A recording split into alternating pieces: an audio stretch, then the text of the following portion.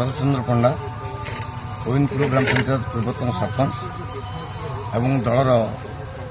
संगठक आगामी जो साधारण निर्वाचन हम से निर्वाचन में भंडारीपुर निर्वाचन मंडल आपण जानते विधायक भाव में प्रार्थी होती वीरेन्द्र पट्टनायक से जन होती अति निष्ठापर लोक और कर्मदक्ष लोक मंत्रित्व बेले मु सरपंच थाए ये आयुर्वेदिक मेडिकल गठन होती दुखर कथा एपर्यंत एबे आउ डाक्तर नाहंती सप्ताह गोटे थर के डाक्तर जन आसुंती तेणु विभिन्न प्रकार उन्नतिमूलक कार्य द्वारा हो पार निश्चित भाव लोक जो उद्दीपना अच्छी सी निश्चय निर्वाचित हेबे एथि किसी भाबार ना तेणु मु समस्त गोविंदपुर ग्राम पंचायतर पूर्वर गौरव को बचाई अनुरोध करुच्ची विशेषकर आउ गोटे आपण माध्यम गोविंदपुर पंचायत जो गत काली जो बीजेडी तुंग नेतृत्व बहु संगठक से दल इस्तफा देती मो दल तरफ आगामी दिन में खूब शीघ्र मुझे आह्वान कर सहसाथी समिति धरी ये दल जोग दिंतु और नेतृत्व नियंतु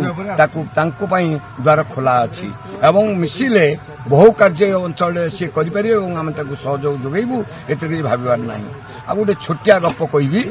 कही मोर वक्तव्य मुझे गोटे गप हूँ गोटे पंचायत गोटे बड़ गोटे मठ जन बाबाजी करते से मठरे बाबाजी दिने पचार बहु लोक आसती भोगराग हुए से मठर पचारे अरे छुआ कदली तो भोग होची किंतु पाटक बरा कदली कौटी अच्छी आनी दे पारियो कि सी कहले हाँ आम दबू किंतु पाखाकर तो दुनिया असुविधा हो गला पाटक बरा कदली ना बहुत जगह दूर आनी जड़े लोक गोटे पाटक बरा कदली लगे बाबाजी मठ देले लगेले गोटे कांदी फड़ी कदली धर्म हो गोटे कांदी फड़ द्वितीय कांदी आउ हमार प्रश्न उठुनी किंतु बाबाजी कहले कहीं पुआ दौना तो बहुत पुआ दे बहुत कथा होता किंतु जहाँ देखा बाबाजी पानी देवार व्यवस्था व्यस्त होती पानी किंतु गोटे पुआ बाहर ताकू जाई बाबाजी कहले वो बहुत संतुष्ट हो गले जहाँ पाटकरा कदली ठाकुर को दिखाई पुणी गोटे कांदी बाहर तेणु से कदली गछ मारदेला धरला उपुड़ी आसला देखा से मंजक्रिया हो पंचायतर अवस्था ये आसकू जा विशेषकर आपण माध्यम जनाऊँगी जे आगामी निर्वाचन में जनसाधारण बुद्धि विचार करके पैसा पछर न गोड़े बासपट कथा न शुणी ये पंचायत जो रसा तल को जाइए उद्धार करने मु समस्त आह्वान कर एकत्रित आसंता 1 तारिख दिन 2टी भोट हाथ चिन्ह देवाई एमपी और एमएलए को निरंजन मल्लिक ब्लॉक कांग्रेस कमिटी उपसभापति परिवर्तन समावेशर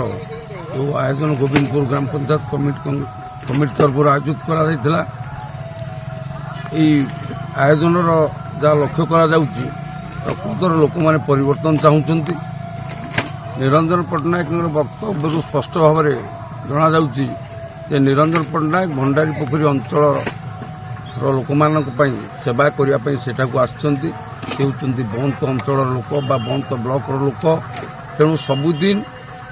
शेष निश्वास थिबा पर्यंत से अंचल यही भंडारी पोखरी और बंत अंचल सेवा करने प्रतिश्रुति आमको देले प्रतिबद्धता से